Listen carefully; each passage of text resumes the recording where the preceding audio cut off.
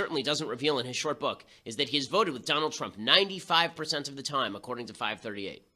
This is the problem for the left. They don't expect intellectual honesty from Republicans. They expect submission. They want Republicans not merely to criticize obvious moral failings within the party or buck Trump on policy heresies. They want Republicans to vote for Democratic priorities in order to fight Trump, which is pretty convenient since they'd like Republicans to vote for Democratic priorities anyway. If Trump were to push single payer, would they applaud Republicans for voting it down? This is one of the big reasons Trump actually won in 2016. Republicans got tired of hearing that they must hold themselves to a higher standard when any standard other than complete surrender to Democrats is insufficient to Democrats. Democrats could cheer Ted Kennedy and praise him as the conscience of the Senate. Democrats could openly state that Bill Clinton's myriad moral monstrosities were just fine and dandy, so long as he protected the killing of the unborn. But Republicans are expected to condemn immoral behavior and abandon their own principles. If not, they're hypocrites. The predictable result, a Republican Party that embraces the Democrats' logic. This should be a lesson for conservatives. No matter how intellectually honest you are with regard to your own side, no matter what moral standard you hold them to, you will be castigated alongside those whose behavior you condemn if you share political priorities. That's not an excuse to toss morality out the window, but it's certainly a reminder that the leftist priority here is not a more decent country, but a more leftist one. I'm Ben Shapiro. This is The Ben Shapiro Show.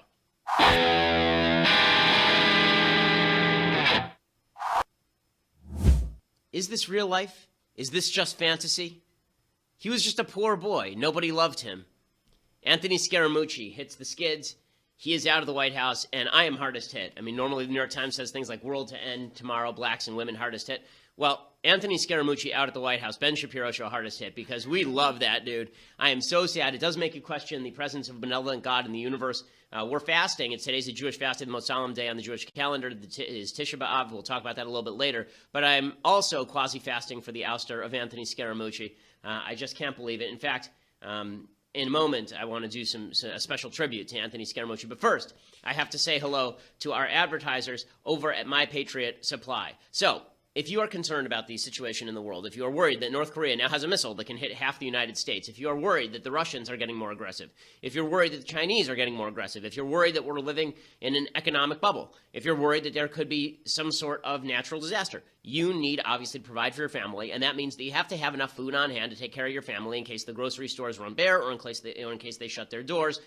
Right now, you can get their new survival food supply for only $99. It includes 102 servings of breakfast, lunches, and dinners for less than $1 per serving. Order now at 888-803-1413, 888-803-1413, or online at preparewithben.com. It's just $99 plus free shipping. My Patriot Supply, the food tastes apparently like home cooking, as folks at the office say. Preparewithben.com. It's preparewithben.com. Make sure that your family is protected, your office is protected. 888-803-1413 for $99 seems like a good investment to make sure that in case something terrible happens, you are now protected and you have enough meals for days and days and days and days. 102 servings, a lot of meals. So that makes sure that you and your family are safe. Again, it's preparewithben.com. You don't have to worry about bad things happening when you're prepared. Preparewithben.com. Okay, so in just a few minutes, we're going to be having on Dinesh D'Souza. He has a brand new book out that's already climbing the bestseller charts, The Big Lie. So we'll have him on in just a minute. But first, I would be remiss if I did not pay tribute to my favorite member of the Trump administration so far. I'm really angry at the writers on this season of Trump. I'm really upset with the writers on this season of Trump because I have to say, this season of Trump, like if you're going to set up the Fonz, you have to keep him around for a few seasons before you cap him. I mean, you can't have the Red Wedding unless you have 3 seasons of Rob. I mean, you can't do this, guys. But, you know, in honor of Anthony Scaramucci, I just want to take a moment of silence in memoriam. Anthony Scaramucci, the Mooch, July 21st to 2017, July 31st to 2017. His epitaph, I'm not trying to suck my own bleep. Anthony Scaramucci, a moment of silence, folks. Okay, well, that's over. So, the Mooch is now out, and it's all hilarious and ridiculous. I was trying to search for ways that this was done. So there were stories yesterday that the Mooch was ousted by John Kelly, who's the new chief of staff, that he came in, he was sick of the Mooch. The Mooch wanted direct access to Trump, and John Kelly basically took him out. And it looked a little bit like this from Braveheart. In this particular scene from Braveheart, you will be seeing the part of King Edward Longshanks being played by John Kelly, and the part of Anthony Scaramucci being played by random advisor to the prince. It does not go well for Anthony Scaramucci. Who is this person who speaks to me as though I needed his advice? I have declared Philip my High Counselor. Is he qualified? I am skilled in the arts of war and military tactics, sire. Are you? And tell me, what advice would you offer on the present situation? Oh, poor Mooch. There he goes. Well, that's too bad. You know, that's it. There goes the Mooch. John Kelly taking control. The other one that it reminded me of was the scene, obviously, from The Godfather. John Kelly left the gun, took the cannoli.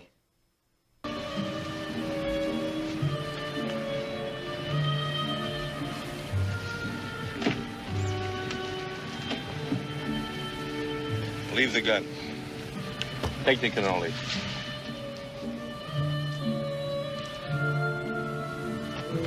Oh, well. There he goes. So legitimately, yesterday at the White House, the Mooch is gone. I'm really upset about this because the Mooch was just wildly entertaining. I would never run out of material if the Mooch had stuck around. Understand that in the space of 10 days, he was hired by Trump, he got Sean Spicer fired, his wife left him, and then he was fired.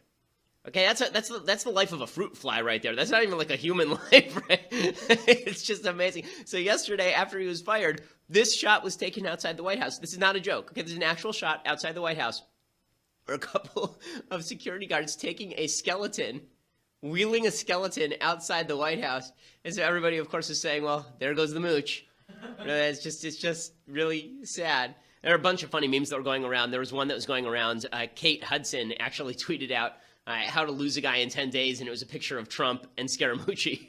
The good news for Scaramucci, of course, is that his tenure at the White House lasted about 5 times longer than Britney Spears' marriage to Jason Allen Alexander. This is actually in a cartoon embodiment of Scaramucci's tenure at the White House.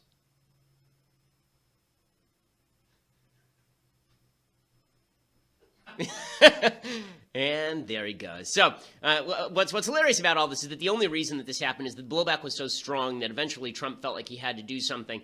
It is really funny to watch the members of the Trump administration who get fired and then the various excuses that are given for their firing. So Sarah Huckabee Sanders, she was trying to explain why Scaramucci was ousted yesterday. I have a bridge in Brooklyn to sell you if you believe this explanation for why Anthony Scaramucci was let go. Scaramucci said that he had a direct line of communication with the president. There's been some speculation that General Kelly may try to tighten up the number of inputs that the president has. So was it something about the chain of command, or did it have anything to do with that interview that Scaramucci did last? Look, the president certainly felt that Anthony's comments were inappropriate for a person in that position, and he didn't want to burden General Kelly also with that line of succession. As I think we've made clear a few times over the course of the last couple of days to several of you individually, but General Kelly has the full authority to operate within the White House, Okay, and all so, staff will so a report couple to of him. things here. Number one, if you truly believe that Trump was shocked and appalled by Anthony Scaramucci's language, you are so dumb. I can't even express to you how stupid you are if you believe that. Okay, Donald Trump loves that stuff. He loves that stuff. He spent the entire campaign saying that kind of stuff.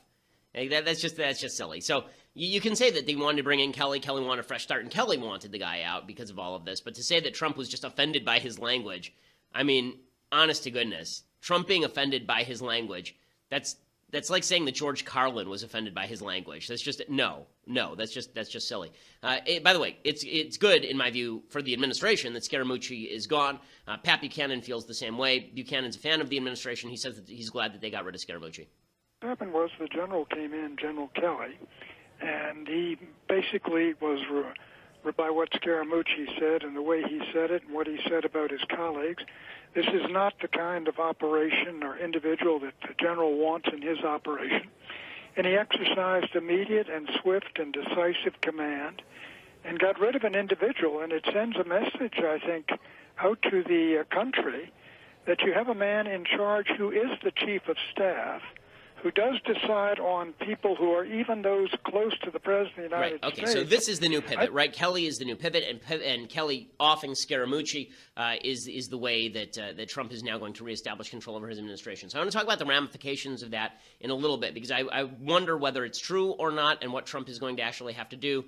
in order for this to succeed. But before we do any of that, I first want to bring on friend of the program, obviously best-selling author, the creator of some of the most successful documentaries in American history, author of the #1 New York Times bestseller Hillary's America, and now author of the brand new book The Big Lie: Exposing the Nazi Roots of the American Left, Dinesh D'Souza. Dinesh, thanks so much for joining the show. Appreciate it.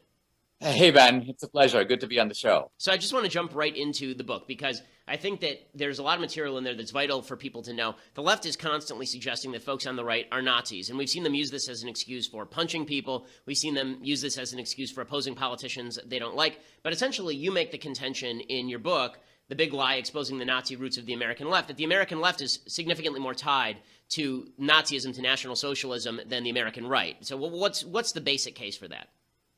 Well, I'm making a contemporary case that is sitting on top of a historical case. And the contemporary case is very simple, that fascism at its core is the ideology of the centralized state. Mussolini put it very well when he said, nothing outside the state. The individual is, in a sense, subordinate to a collective power. Well, that doesn't sound like modern American conservatism. It sounds a lot more like the ideology of the progressive left. Second, fascist tactics. Now, if we go and watch these Antifa guys, the so-called anti-fascists, they wear costumes, they wear masks and hoods, they carry weapons. They not only block people and burn things and use violence, but they use intimidation. They're trying to terrorize people into submission and into silence. They're trying to control the debate in the public square and on campus. Now, does this sound like fascists?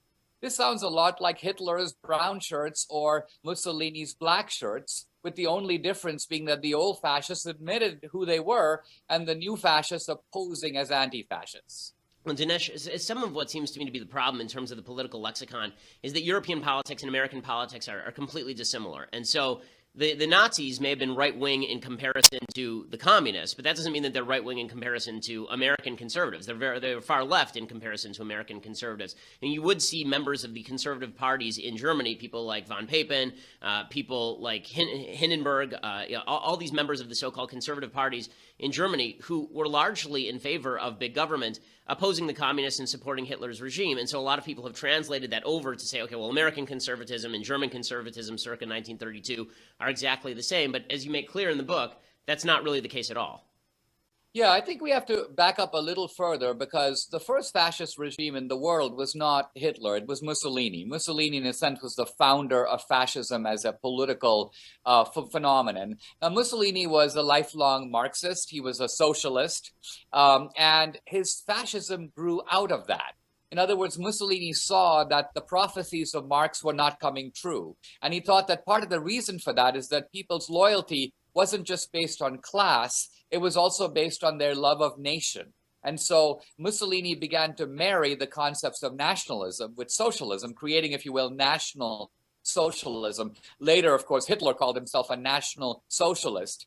Now, what's remarkable is that now, when we look back at all that, the left has performed a kind of sleight of hand. They've taken the socialism out of National Socialism. They've forgotten that these phenomena were on the left, and they've sort of moved them into the right-wing column where they can conveniently use it to bash Republicans, conservatives, and Christians. Now, Dinesh, in your book, The Big Lie, obviously the big question that Democrats are going to be asking is a question they asked to Jonah Goldberg when liberal fascism came out, which is, are you really suggesting that today's Democratic Party are genocidal monsters who want to commit Holocaust? Because there is this sort of rule on the internet, Godwin's law, that whoever invokes the Nazis first loses the argument. Now, there's no question the left has invoked the Nazis first. I mean, they keep saying that Donald Trump is some sort of Hitlerian proto-fascist. But, the question is going to be, when you say that the Nazi roots of the American left exist, are you suggesting that the left is okay with the Holocaust? Are you suggesting that the modern left would be okay with the Holocaust? How do you take on that particular issue?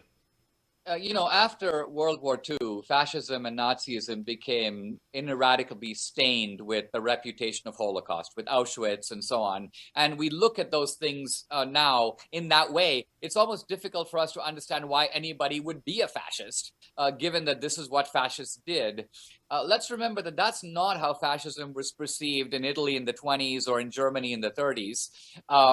And so part of what I try to do is recover that original meaning of fascism and of Nazism.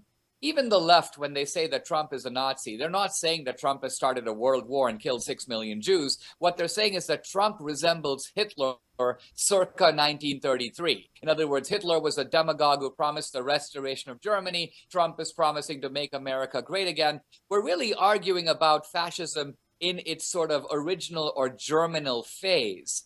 Now, what I'm saying is that there is a whole history of progressivism and of the Democratic Party being in bed with fascism and even early Nazism that was covered up after World War II. And I bring all that secret history to light in the book. And the book, again, is The Big Lie, Exposing the Nazi Roots of the American Left. Dinesh, last question for you, because I know that you have a really busy schedule today. The book was just released yesterday. So what do you hope to accomplish with the book? Because obviously the left is going to claim that you're just trying to pander to the base and that you're trying to sell books by using inflammatory language. But what's your goal here? Well, my goal in Hillary's America, the previous book and movie, was to take away the race card from the left, which I felt that they were playing illegitimately against people, us, who are not racist. And here I want to take away the fascism card, and not just take it away, but expose a whole facet of American history that has, you may say, been swept under the rug.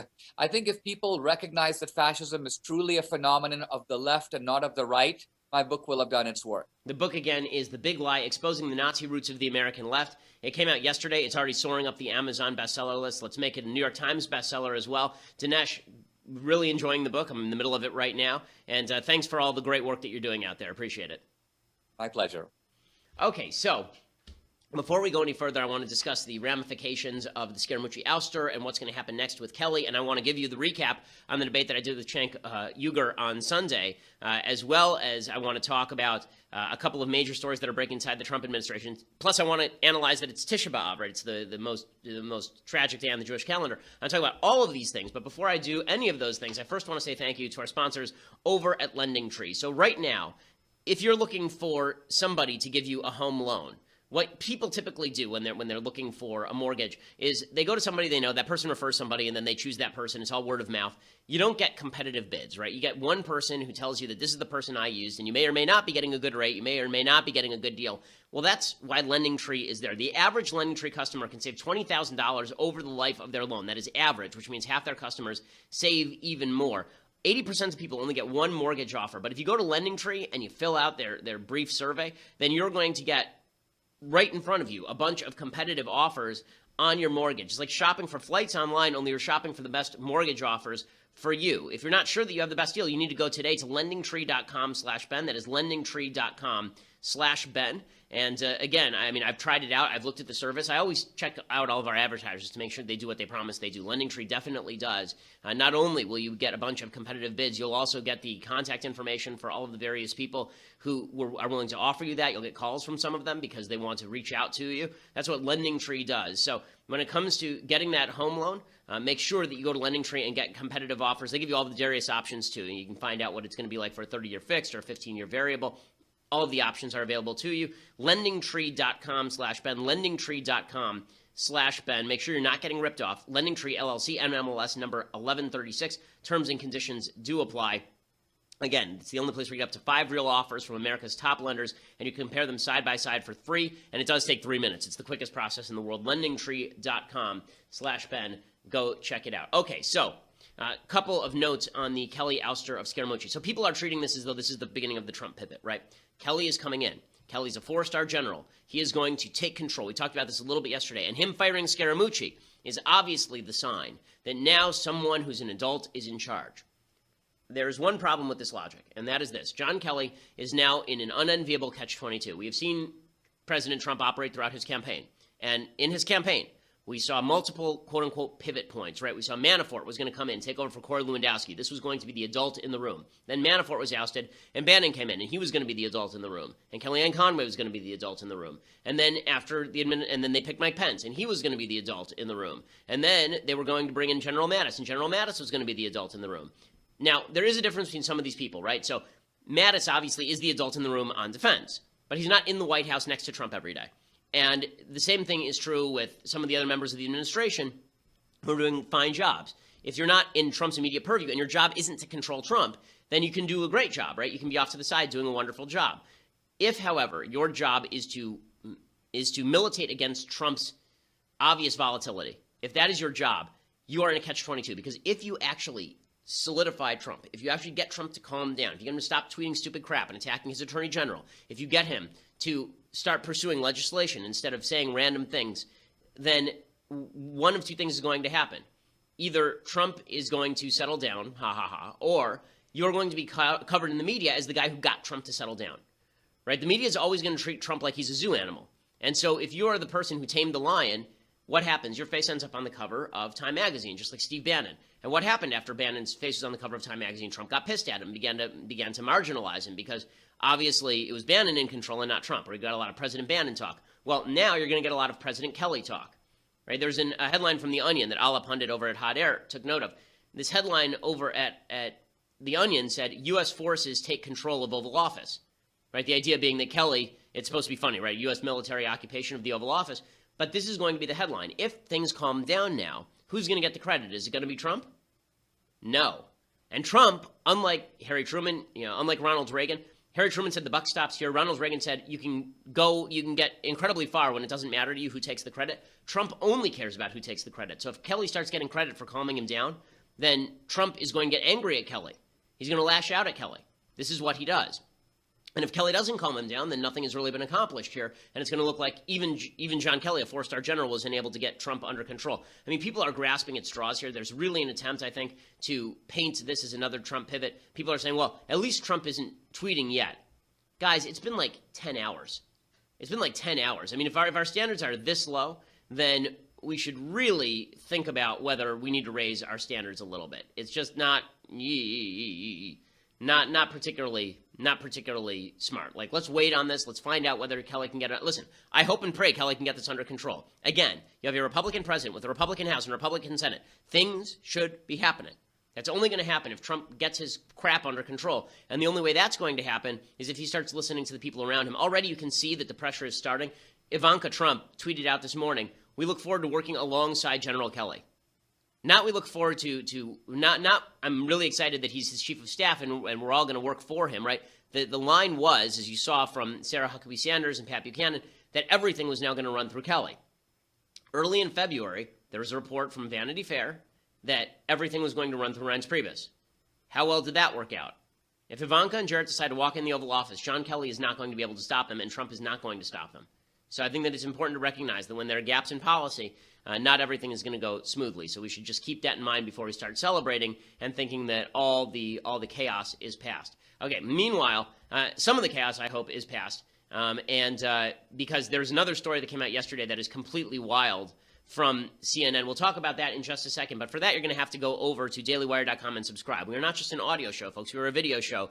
If you had only seen the beginning of today's show, you would have realized how important it is that you subscribe and see the show live, because our visuals today were just first rate. Thank you, production team. But for $9.99 a month, you can get your subscription to Daily Wire, get my show live. You can watch the rest of the show live. You don't have to wait for it. You don't have to wait for it on audio. You can see it on video. You can be part of the mailbag, which we'll be doing on Friday. You can be part of Andrew Klavan's mailbag and watch his show live. You can watch the new Michael Knowles show, which premiered yesterday, God help us. I didn't actually have a chance to watch it. I heard that it was pretty good. I disbelieve this, but I will have a chance to watch it a little bit later. I've heard that it is quite funny.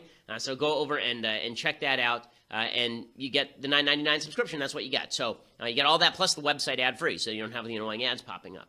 If you get the annual subscription for $99, you get this magnificent, incredible, incomparable leftist tears, hot or cold tumbler. It is just terrific. I can vouch for its quality. I caress it in these strong, manly hands every single day when I make this pitch. It is just a spectacular, spectacular tumbler. I wish I could drink from it. It's a fast day. I can't, but you can if you get that annual subscription. So go over to Daily Wire right now and make that happen for yourself. Get it. You deserve a birthday present. Make your birthday present paying us. Just do it that way. Also, if you just want to listen later, go over to iTunes or SoundCloud, and you can listen later and leave us a review. Subscribe. We always appreciate it. We are the largest conservative podcast in the nation.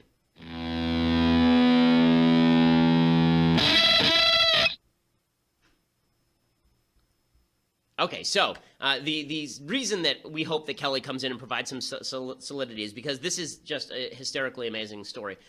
this is from CNN. A self-described email prankster in the UK fooled a number of White House officials into thinking he was other officials, including an episode where he convinced the White House official tasked with cybersecurity that he was Jared Kushner and received that official's private email address unsolicited. Tom, we are arranging a bit of a soiree toward the end of August. Fake Jared Kushner wrote on an Outlook account to the official White House email address of Homeland Security Advisor Tom Bossert. It would be great if you could make it. I promise food of at least comparable quality to which we ate in Iraq. Should be a great evening. Bossert wrote back, thanks, Jared. With a promise like that, I can't refuse. Also, if you ever need it, my personal email is... And then he gave his personal email. The best thing, however, is that he pretended to be Sean Spicer in an email exchange with Anthony Scaramucci. And this is just impressively incredible. Masquerading as Reince, masquerading as not Spicer, as Priebus, masquerading as Reince Priebus, the prankster emailed Scaramucci's official account using a mail.com account on Saturday, the day after Priebus's resignation was announced. Quote, I had promised myself I would leave my hands mud-free, wrote fake Priebus, but after reading your tweet today, which stated how soon we will learn who in the media has class and who hasn't, has pushed me to this. That tweet was breathtakingly hypocritical, even for you. And then Scaramucci, very real Scaramucci, replied, you know what you did. We all do, even today, but rest assured we were prepared. A man would apologize. Fake Priebus wrote back, I can't believe you're questioning my ethics. The so-called mooch, who can't even manage his first week in the White House without leaving upset in his wake. I have nothing to apologize for. Scaramucci replied, read Shakespeare, particularly Othello. You are right there. My family is fine, by the way, and will thrive. I know what you did. No more replies from me. Also, he pretended to be the ambassador to Russia designate John Huntsman, and he wrote to Scaramucci, whose head should roll first, meaning Bannon or Priebus. And real Scaramucci wrote back both of them. Okay, this is all written to just a prankster who used their public government email address and wrote to them pretending to be another government official. Just amazing stuff. Guys, please, for the love of God, get better at this. I am very fearful that you're going to write an email to another member of the Trump administration. They're going to actually give you the nuclear launch codes. Like, you must get better at this. Also worth noting, when the head of cybersecurity is handing out his personal email address, I seem to remember, this is not a good idea, I seem to remember like a 3-year-long scandal because a particular lady who ran in the Democratic Party was using a private email address and private email server for political business. Don't do this, people. Please don't do this. John Kelly, please, please take control. For the love of God, please take control. I beg of you, please do it. Another bad story out of the White House today. I don't want it to all be bad news because I hope that John Kelly's going to take control. There's a lawsuit that's out today. You don't know who to trust in this sort of thing when there are lawsuits all the time. But now there is a lawsuit that is suggesting, the plaintiff is Rod Wheeler, who's a Fox News contributor, former homicide investigator, and he is now claiming that President Trump himself worked with Fox News and a wealthy Republican donor to push the Seth Rich murder story. I hope that isn't true because if so, that's really gross.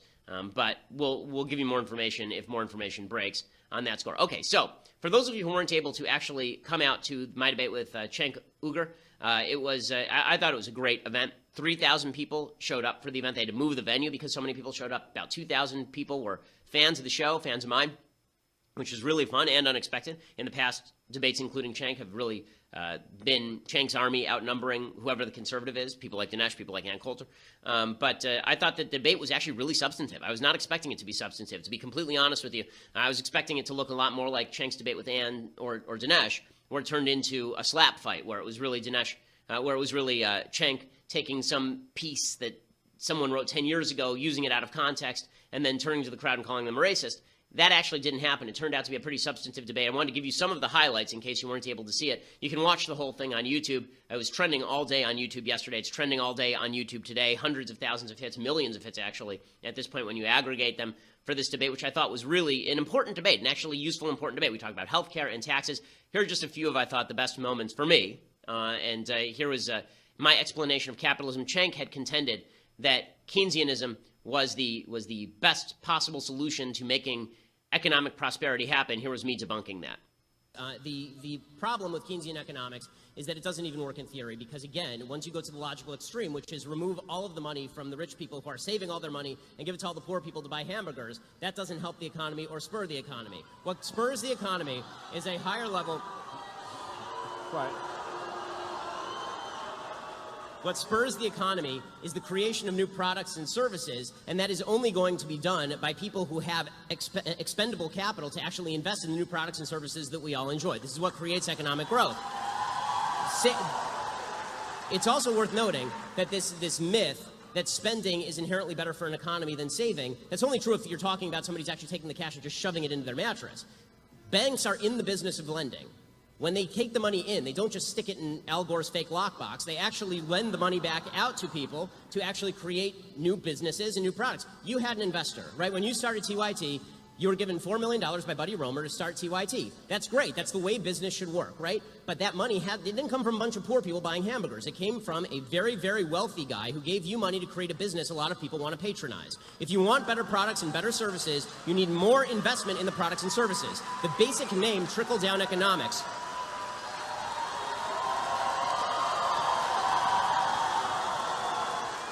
the basic name trickle-down economics is not something that any conservative even proposed. It's a leftist revision of what economics actually is, because you're not giving me the money.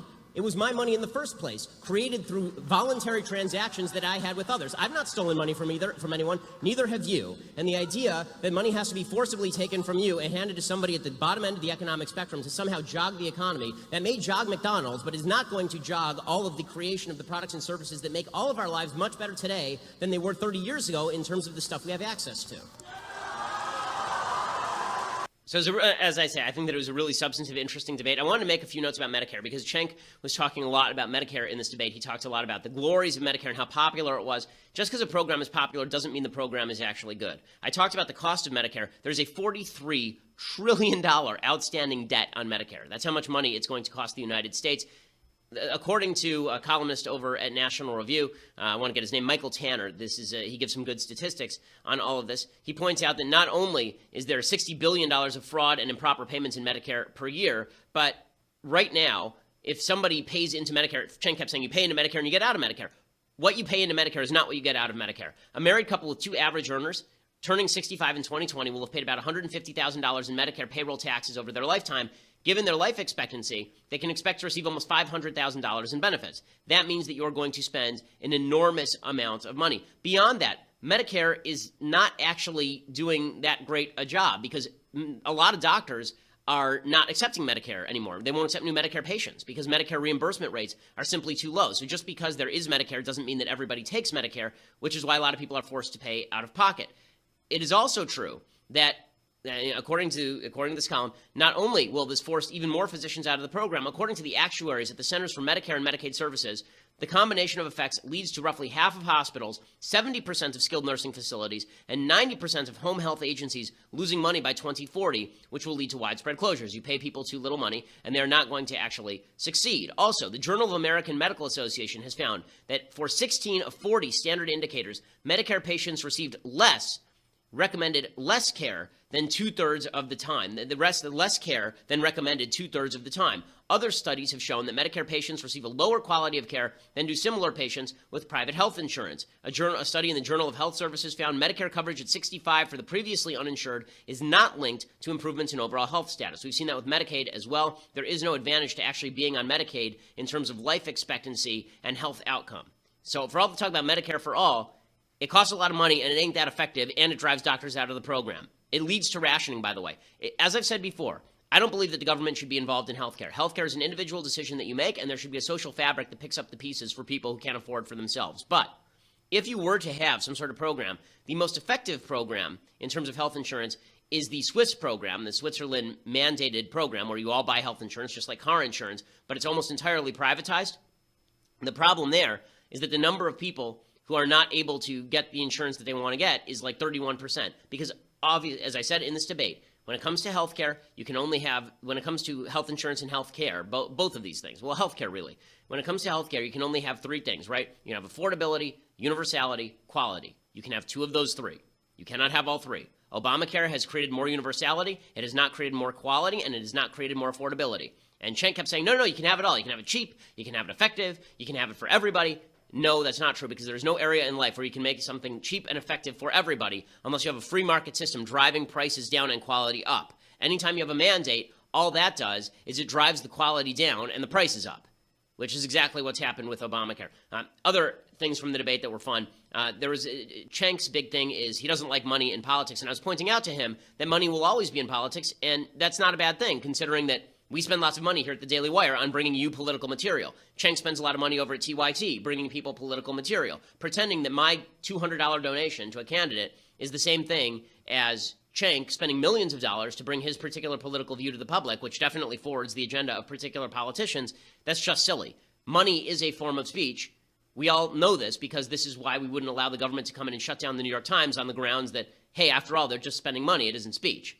I made this point to Cenk in rather colorful fashion. If the government is in the business of regulating business, what would be the problem with the government telling Buddy Roemer he is not allowed to invest in your business?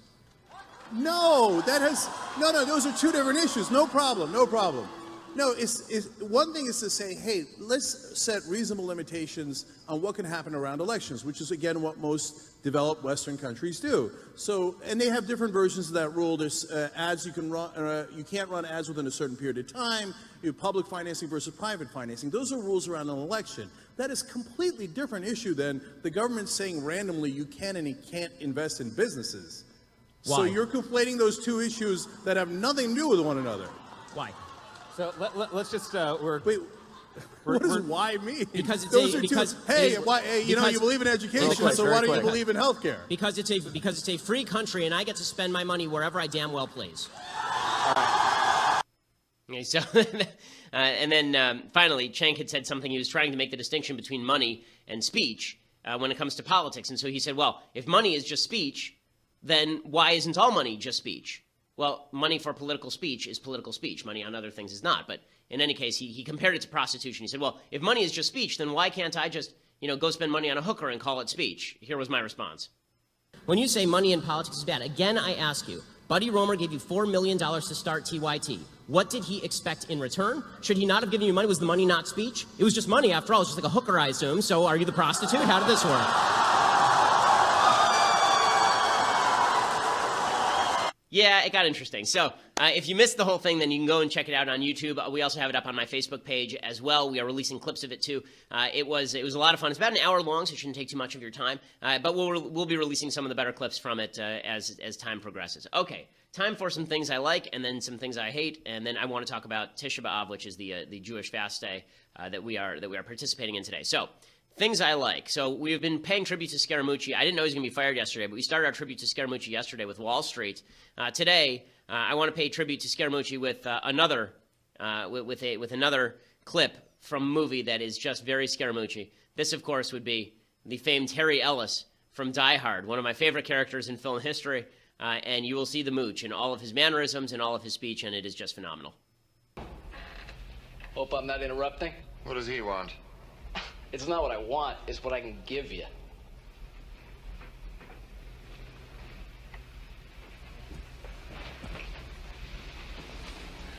Look, let's be straight, okay? It's obvious you're not some dumb schmuck up here to snatch a few purses, am I right? You're very perceptive. I watch 60 Minutes. I say to myself, these guys are professional, they're motivated, they're happening, i.e. they want something, huh? Now, personally, I couldn't care less about your politics. Maybe you're pissed off at the camel jockeys, maybe it's the Hebes, Northern Ireland. It's none of my business. I figure you're here to negotiate, am I right?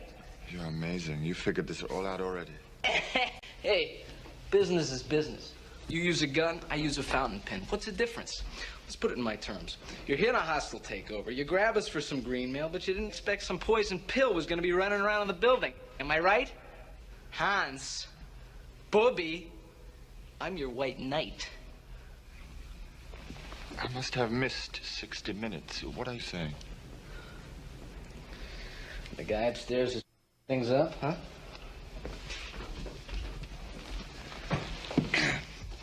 I can give him to you. Yeah. So watch Die Hard, and unfortunately what happens to the mooch in this movie is also what happened to the mooch politically. So things go very poorly for him. I wonder what happened to Hart Bochner. Hart Bochner had a bit of a career being like a jerk. He's in a great movie that I've recommended on the show before called Breaking Away. He's the villain in that movie as well. He's just terrific in it. I'm not sure what he's been doing lately. Apparently a lot of TV. I'm looking up his IMDb right now. It looks like a lot of TV stuff. But he hasn't been in a lot of big stuff really since the 80s. And he's starting to do a lot more TV like in the last 3 or 4 years. I miss you, Hart Bochner. Come back and play the mooch. I mean, come on. It's the most obvious casting of all time. He's probably a little old for the part now. But fantastic in any case. Okay, time for some things that I hate. So, the first thing I hate is the Democrats, the left, they just can't stop. They can't stop with the comparisons that are actually insulting. So when I do all of this, it's all in love. Okay, this is all in fun. I mean, this is all ridiculous. The left treats Trump like he's an actual dictator. As Dinesh said before, they try to suggest that he's Hitlerian. Chris Matthews, that's a freeze frame for you. Chris Matthews, all right, I'm going to say, he's talking about Trump purging his administration. And it's kind of like, it's kind of like the worst dictators in history, purging their administration, like taking people and shooting him, throwing him in a ditch, throwing him in the Tiber River, letting him wash up later, all bloody and disgusting. Trump, he's the worst. He's like Kim Jong-un. Go. With the regularity of the nightly news, President Trump is throwing bodies out of the White House at a rate that matches the Russian Revolution. I think all this going around and purging people, just like Kim Jong-un, what does he do? He knocks off all his relatives when he gets scared. When you get scared of your position, you start killing people around you. We don't do that in this country. We fire them. Trump seems to know how to fire. That's my argument. My argument is he's a terrible person. I get up in the morning, I look at my hair, it's all messed up, got a shoe, brush my hair with the shoe, feel better about myself, and then I start thinking, is he like Kim Jong-un? Well, not really, but I'm going to say it anyway, because come on, it's inflammatory. Mussolini, Hitler, Kim Jong-un, boo. Chris Matthews, MSNBC. So, again, Democrats, you might want to just point out the fact that this is more incompetence than it is malevolence. It's not like he brought in the mooch because he wanted to kill the mooch, okay? He brought in the mooch because the mooch was wildly entertaining. And again, I am so sad about all of this. I mean, you don't get rid of the Fonz before he can become your breakout character. He was your Urkel. He was your the Fonz. You don't get rid of the breakout character, guys. Come on. Come on. Okay. Other thing that I hate, Jeffrey Lord comes out and he says that when it comes to Trump, they're talking about how Trump spoke at this police academy, and he said something about how, if you're putting people in a car and you don't put your hand on top of their head, that's okay. That's okay. They just killed somebody, okay, whatever. And people, he's for police brutality. I think Jeffrey Lord is right about this, but I want to make a point about what Jeffrey Lord says. Jeffrey Lord says this is just Trump being a New Yorker. I think this is actually correct. Here's Lord. I have to say, he's a New Yorker, standing in front of New Yorkers on Long Island. My whole family's from there. That's the way they talk. Okay, that's 100% true. So I was in New York last week, and I was walking along the street, and there was a shirt that said, this is literally what the shirt said, and it was just in a store window. F-U, you effing F. Right, that's what the shirt said. And I thought, this could not be on sale anywhere else in the United States. Like, legitimately, nowhere else in the United States would there be anyone who buys this shirt. This shirt's probably a bestseller in New York. And that's why Trump won. He won because the rest of the United States takes his tough talk and this brash nonsense really seriously. In New York, he's just a cab driver. Everyone talks like Trump in New York, right? When people were doing the mooch is copying Trump's hand motions with all this stuff. No, the mooch is just from New York. Okay, so people from New York talk like this, and that's why nobody from New York takes Trump all that seriously. But in the rest of the country, he uses this inflammatory language, and everybody goes, oh, he must mean it, because around here, when we see F-U, you effing F, you must have, punched my sister in the face or something for me to say that. No, in New York, that just means that you were standing in line in front of me, and you didn't move up quickly enough in the line. Right, so that's why it's not worthwhile taking Trump's rhetoric super seriously on the stuff like, oh, he's calling for police brutality. No, he's just a guy from New York. Okay, so today is, in fact, despite the show, today is, in fact, the most solemn day on the Jewish calendar. It's why Jews have been fasting from last night to tonight.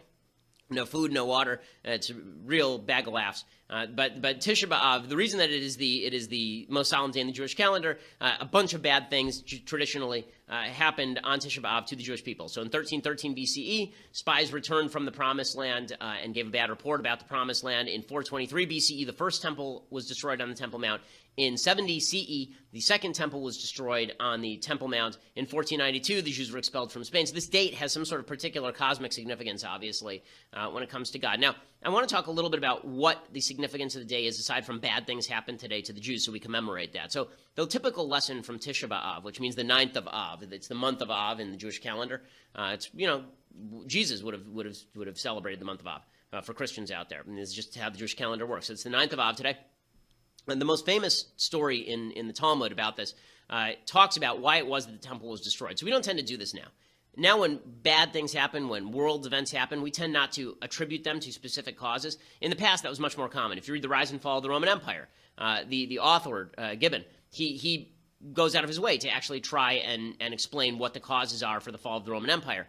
We today, something bad happens, and we don't go, what was the cause of that? We just assume that it happened.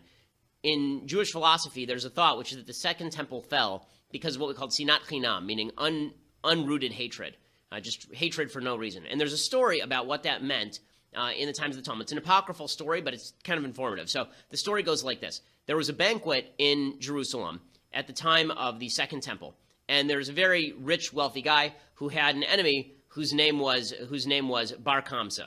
He also had a friend whose name was Kamsa. He had this big feast, and he wanted to invite Kamsa, his friend. Instead, he invited Bar Kamsa by accident. His messenger went to the wrong guy, went to Bar Kamsa, and Bar Kamsa shows up at this feast, thinking, okay, we're going to make nice now. Bar Kamsa sits down, he starts eating, and the guy who's throwing the feast comes up to him. He says, "What the hell are you doing here? I don't want you here. You're a jerk." And Bar Kamsa says, "Listen, now there are lots of people here. I don't want to be humiliated. You throwing me out of here. I'll pay for my own meal. Like, I'll give you money. I'll get to stay here. What's the problem?"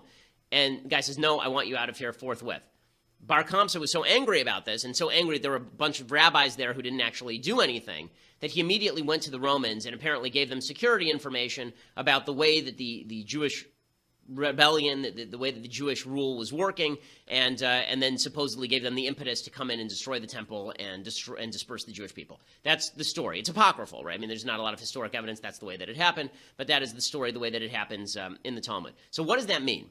That doesn't seem like baseless hatred, right? It seems like Bar Kamsa has a pretty solid case that something bad happened to him. But here, I think, is the point of that particular story, and we should take it to heart because it has some impact on politics in the United States and for Western civilization. And that is, baseless hatred is about you attributing motives to people that you don't actually know.